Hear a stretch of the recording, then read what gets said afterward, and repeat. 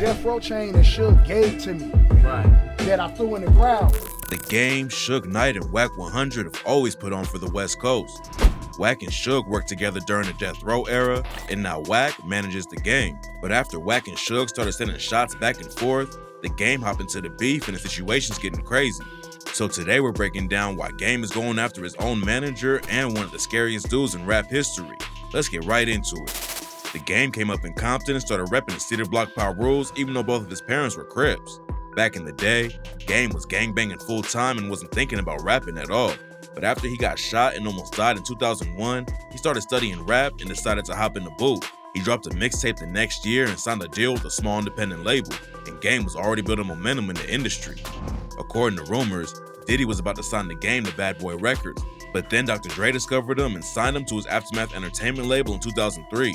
Linking up with Dre was a huge win for Game, but it also sparked a beef between him and Suge Knight. Dre and Suge created Death Row together back in the 90s and made it one of the most powerful labels in the game. At one point, they had Dre, Snoop Dogg, and Tupac all dropping music, and the company was allegedly bringing in over $300 million a year. They took over the industry in record time, but Dre wasn't rocking with how Suge ran the label. The whole situation was surrounded by partying, violence, and gang activity, so Dre decided to bounce and made his own label. Suge was pressed over Dre leaving, so him and Tupac started sending shots and spreading rumors about him. Pac even aired him out on the track Toss It Up and said, "No longer Dre Day, Ernie Viderci, blown and forgotten, rotten for plotting child's play, check your sexuality, as fruity as his Alizé, quick to jump ship, punk trick, what a dumb move, cross death row, now who you gonna run to?" So when Game signed the Aftermath, he was automatically Suge's op. And according to rumors, Suge actually pulled him off a stage in 2004 and smacked him around. Game was beefing with a rapper named Yuckmouth back then too, and Yuckmouth referenced the situation on the track Game Over 2 and said, "Ain't from the hood, your first album went wood, and every week you getting slapped by Suge. Big come to the bay, man them texts gon' spray." Yuckmouth and Game ended up squashing their beef, but in 2007, the Game took shots at Suge on the track My Bitch with the lines, "Last but not least, my gangsta bitch. From Compton, always in and out of jail and shit. Bitch tried to burn Snoop, stole Chronic from Doc, blew the whole West Coast, even tried to Pop." The Game is famous for starting beef with damn near everyone in the industry, but taking a shot at Suge almost turned deadly. The Game said after the track dropped, Suge was pressed over the disc and rolled up on him with like 60 gangsters. Even though he was way outnumbered, the Game didn't back down when Suge tried to press him. And I wasn't having no type of back down, and I drew my gun on all of them, and I held my own. And from that day forward, it was nothing but respect with Suge. The Game went from almost shooting Suge to shouting him out. And on the track Stainless, he said, "I went from wanting to be Suge to hating Suge to with him. 28 years, a long ass time, it's with him. Talked to him on the phone the other day about how he could have signed me before Dre. Everything was cool with them for a long time, but now the Game is hopping into Wack 100's beef with Suge and threatening to throw hands with both of them. Wack worked with Suge in the Death Row era and they was homies for years. It's not clear exactly what went down between them, but at some point they started beefing and now the situation is really heating up. Now let's be real, and I'm gonna speak on it because he been speaking, and I don't respect him no more. Suge? At all. No right? way. Not zero.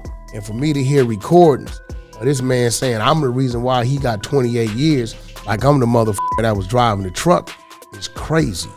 Wack might not have any respect for Suge now, but in 2017, he posted a pic of them together from back in the day and said he learned a lot from him. After Wack aired him out on Academics podcast, Suge won $1 million worth of game and claimed he would pull up on him whenever he gets out of prison. And in a leaked jail call, Suge allegedly dissed Wack like crazy and said he claims Compton without even being from there. Everything cooled off for a minute, but then Wack hopped on IG and sent some crazy shots at Suge. He called Suge an accomplished failure and said he don't own anything except his own stupidity. And in the caption, he wrote, 1991 to 1997, what was gained was all lost. Freedom, wealth, and some people's life. Suggest you keep my name out your mouth before I start to talk about who's Junior, that really is. You've been warned. Wack definitely went for the kill and claimed that Suge's son ain't even his, but Suge Knight Jr. didn't seem too pressed about it. He hopped on IG and said that he's all about moving up the right way and that you don't have to put other people down to build yourself up. Suge's son might not be beefing with Wack over the situation, but the Game is. After Wack made the IG post, Game hopped in the comments and said, I'll take the head up fade with both you on site. It's not clear why the game's jumping in like that, but this ain't the first time he's had issues with Wack. Wack and the game have been cool ever since Wack allegedly saved him from getting jumped by 40 people. According to Wack, the game was surrounded by G-Unit dudes at a hotel and didn't have a way out. Wack was a Suge at the time, and they ended up heading over to the hotel, and that's when Wack saw how much trouble Game was in. They didn't know each other back then, but Game was with one of Wack's homies, so he rolled in and helped sort the situation out. The game could have ended up getting stomped out if Wack didn't step in to help.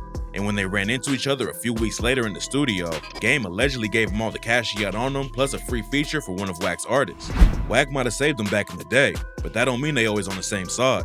Back in 2019, Wack caught a lot of heat after he gave props to the dude who killed Nipsey Hussle. Eric Holder, aka Shitty Cuz, murdered Nip after he allegedly tried to warn him about some paperwork going around that proved he was working with the cops. According to reports, Nip was just trying to help the dude out and said he needed to sort his situation out. But then Shitty Cuz shot him 10 times and kicked him in the head while he was on the ground. Now Shitty Cuz is locked up for 60 years, but in a leaked call, Wack said, Shitty Cuz, the alleged gunman, when it comes to the rules of engagement of gangbanging, he did what he was supposed to do when another gangbanger calls you a pedophile, or a snitch. You supposed to handle your business, and can't nobody say that's wrong. Nipsey repped the Crips, and Wack clapped back at everyone by posting a pic of himself in an all-red car with the caption, "Say hi to the bad guy, #Paru." Besides supporting the dude who murdered Nip, Wack allegedly cost the game a track with him too. When Game announced his new album, Dramatic, one of the tracks listed Nipsey as a feature, but just hours before the record dropped, the track with Nip was taken off. Wack claimed that he got an email an hour and a half before it dropped and that Nip's brother Black Sam put in a demand for the track to be pulled. He claimed that Black Sam was in his feelings over what he said about Nip and that he's being selfish about the whole situation. Then sources close to Nip's team revealed that Wack was capping about the whole thing. Come to find out, Wack never sent over the paperwork for the track, so the people who handle Nip's music alerted the lawyers, and that's why the song was pulled off the album. The game has always been a huge supporter of Nipsey and even got a tattoo of Nip's face on his chest after he died. And fans thought he should confront Wack 100 about the disrespect. TMZ tried to press him about it too, but the game told Big Boy, You're not gonna put me in the middle or twist that.